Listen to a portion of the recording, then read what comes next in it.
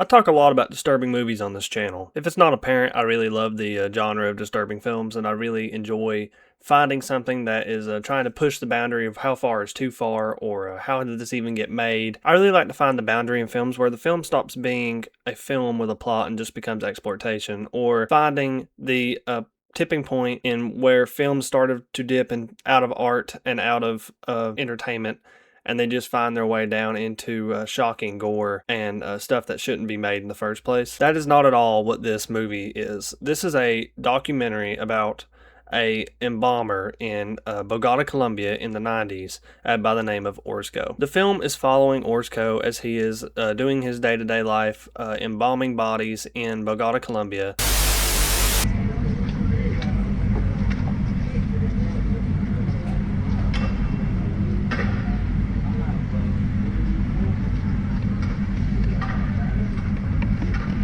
Now, whenever I say this film shows everything, I mean it. It does not blur anything. The camera does not pan away from what is happening on screen. The camera is solely focused on what Orozco is doing and how he's doing it. If you've seen a lot of disturbing movie charts, this movie is talked about pretty highly regarded. It actually has a pretty decent rating on IMDb. It has a 7 or 6.7 or a 7 out of 10 on IMDb. That's a really, really high score considering what this film is. This film, let me just preface this right now. This is not a shock film. This is not a gore film. This is not a film that you put on to be like, whoa, this is messed up. It's not meant for that in the slightest. This film is a disturbing and deep-rooted tale of the mindset and of the state of Bogota, Colombia at this time in the 90s.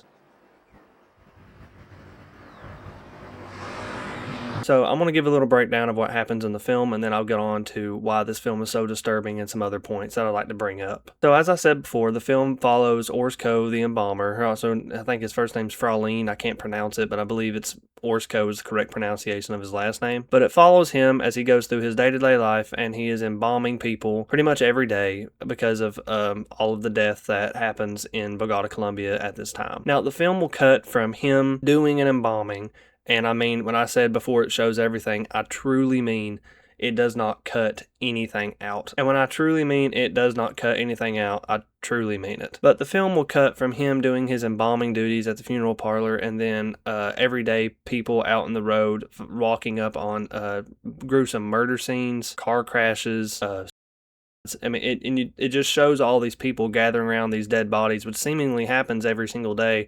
And there's kids walking around that are looking at it, and they're not even paying any mind afterwards because they're so used to seeing all of this death around them, and the townsfolk are so used to seeing all of this death that it's like, oh, everyone gather around, there's another dead body. And after it has scenes like this, it'll cut back, and it'll be back at Orozco, and it shows him training a trainee to do this position with him. And the film eventually wraps a nice bow on it at the end, where it explains that Orozco himself did 50,000 embalmings in Bogota, Colombia, and he himself died from a hernia, presumably from lifting the bodies all of his life, and he himself does not have a grave, nor was he embalmed.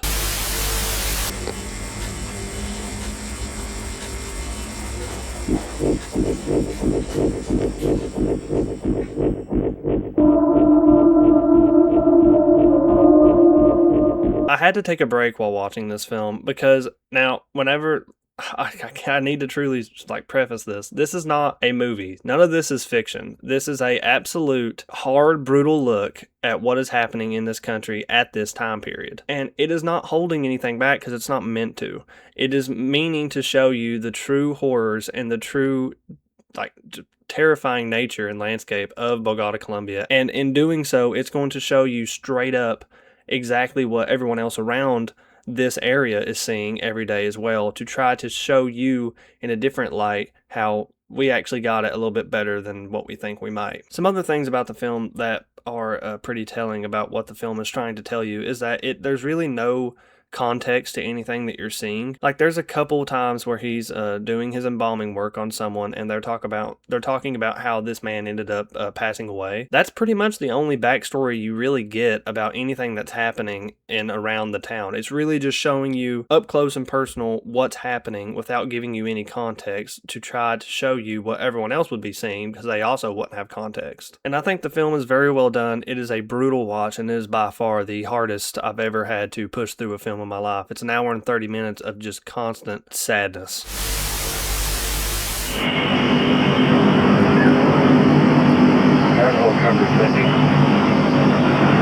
So why was Orozco the Embalmer made? Why was this film put into production and put out and had a release for people to see? As I mentioned before, this film was put out to show the harsh realities of death and impoverished and homicidal nature of Bogota, Colombia at this time in the late 90s. And in doing so, it's showing how normalized everyone came around to seeing death every single day and how it becomes such a normal part of their day-to-day life that instead of it becoming like a shocking thing like how it would be to me or you if somebody's watching this maybe in America, instead showing you how in other countries such as Bogota, Colombia at this time, death was just a normal occurrence every single day. Everyone's seen it every day, and it was always in a brutal and horrific fashion every time that they came across it. And that's another reason why I think the film doesn't hold anything back when it's showing you the embalming of these perished people. It's because it's wanting to show you a full frontal, uncensored look at what these people are seeing, and it wants to show you that maybe you got it a little bit better than what maybe these people got. Now, why is this film put on so many disturbing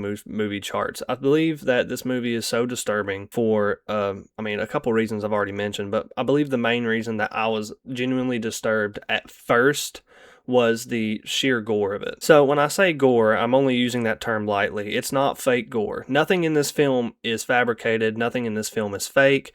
You are seeing real death, real people, real perish in video. And the film itself, it feels almost illegal to be seen because you're seeing actual death and sadness, and you're seeing this real man do real embalmings on real people, and it's not censored, it's not blurred, nothing is cut out, and it feels almost illegal because of that.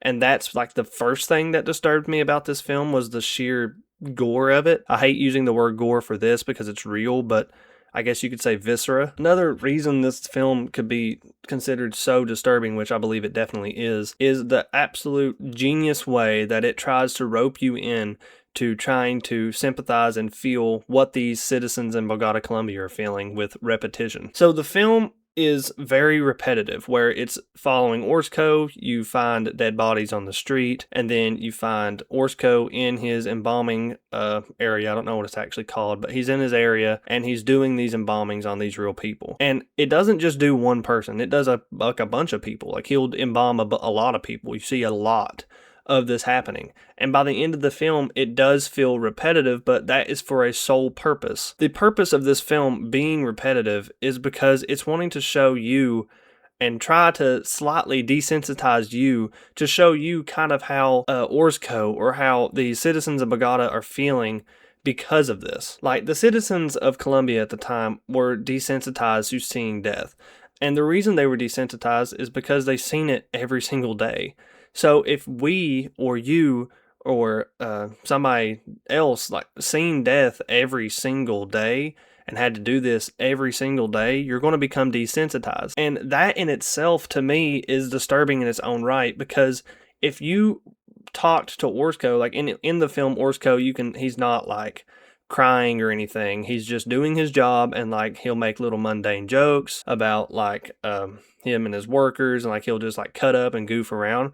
But it's not meant to be taken as Orozco is cold or Orozco is callous. What this is meant to be saying is that Orozco is so used to this, so ingrained in his brain that this is his job, this is his purpose. That made it even more disturbing to me, because himself isn't a bad person. His sole purpose in the film and his sole purpose in life that I could gather was that he was wanting to dress up the people that were victimized in this society and give them a proper send-off to the best of his ability with the very limited tools that he has at his disposal. Another very telling fact that I think I should mention that goes into the disturbing factor with this film is where I'm saying that you're seeing them get embalmed.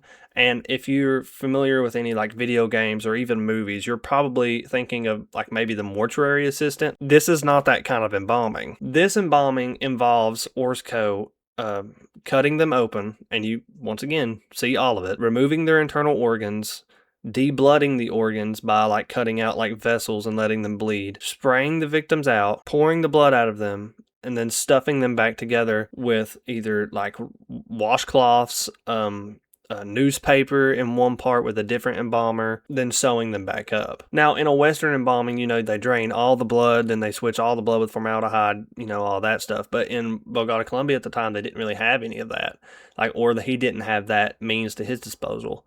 And so he had to do it the best way he knew he could in the most proper and most humane way that he could with the tools he had. And that in itself is another disturbing factor to this film, really adding to the heaviness that's going to be on your shoulders towards the end of it. The last subject I want to touch on with this film is what made this film so impactful to the modern viewer. As I mentioned, how this film is so upfront, personal, right in your face with everything that's happening. It is very impactful to the point because nothing in the violence and nothing in the scenes and nothing in the viscera that you're seeing in this film, none of it is watered down, and that's on purpose. And I've probably harped on this 6 times in different ways, but the film itself is a tool showing the viewer, teaching them in a way that this is how it is here.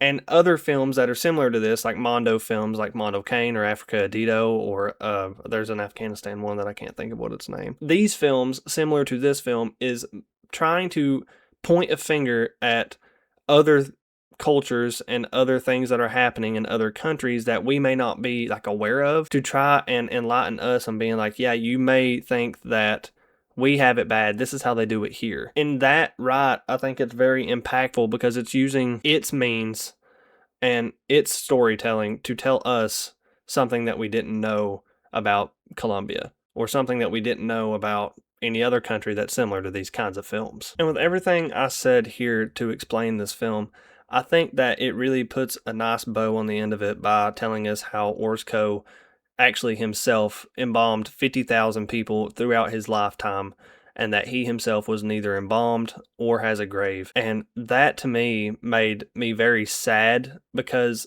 he put his whole life and his whole dedication into taking care of the victims, dressing them and giving them a proper send-off to the best way he could in his ability. And in doing so, he himself wasn't even presented, and he himself doesn't even have a grave after doing all this for his community and taking care of everyone. And there's a scene in it where he's talking about the violence that he had to go through back in the 50s. He said it was even worse then, and he shows pictures of himself as a young boy and how he's an older man now, telling the camera about his life stories and his life struggles. Everything looks terrible, but there's a light at the end of the tunnel if you just try to look for it. And it really opened my eyes, especially, onto the state of other countries and how they're having to deal their day to day, and then I'm getting upset over my McDonald's being messed up. And I mean, it really changed my perspective on a lot of things, because I'm over here complaining that my pop wasn't cold enough, or I'm over here complaining that I'm out of Blue Heat Takis. But meanwhile, in Bogota, Colombia, there's people that are dead, laying in a ditch, murdered, that will likely never have any justice for their murders. And with that, it just made me appreciate my cushy little life that I have more. And I think the film is trying to push that narrative. I do not believe in any regard that this film was made to just shock the viewer. I do not believe that. I believe this film was made solely with the purpose of teaching the viewer about how you may think it's bad, but it's probably not as bad as someone else. And with that being said, I believe that's going to be about it for this video. This was a pretty rough watch, and so if you're not prepared to see the things I just said, and I know a lot of people have morbid curiosity, because I did, and that was the main reason I wanted to watch the film. Any of the other movies I've ever described on my channel that you can go look at, and you've watched them and they've actually oh, this film broke me, do not watch this film. If you are very interested into having your perspective changed as I have, and want to watch something that I find very telling, then you should probably watch this film. I rented this movie for $1.99 on Amazon, and I'm not going to watch it again. Not because it's a bad film, but because it's so much to stomach that I don't think I could sit through it again. That's going to be about it for me today. I appreciate you guys clicking on this video. Let me know what movie I should watch next, if there's something that you guys would like to see. I think my next one I might do is The Melancholy der Engel. It's 2 hours and 40 minutes, and I didn't want to watch it the other night, so I opted for Orozco, and I'm really happy I did watch Orozco. But if there's any disturbing films or disturbing books that you would like me to read and break down, I love doing it. It's a fun genre to try to figure out what's going on in people's heads, and I do enjoy figuring out the weird morbid curiosities of dark films and dark movies and just dark cinema in general. But leave a like and subscribe. It really does help a ton. And I mean, my channel's growing a little bit quicker now than it was before. I mean, I don't have a lot of subs, but it's growing really good, and I get excited each new one. So thank you for clicking on the video. And if you want more disturbing content, I'll be here next Friday. Have a good one.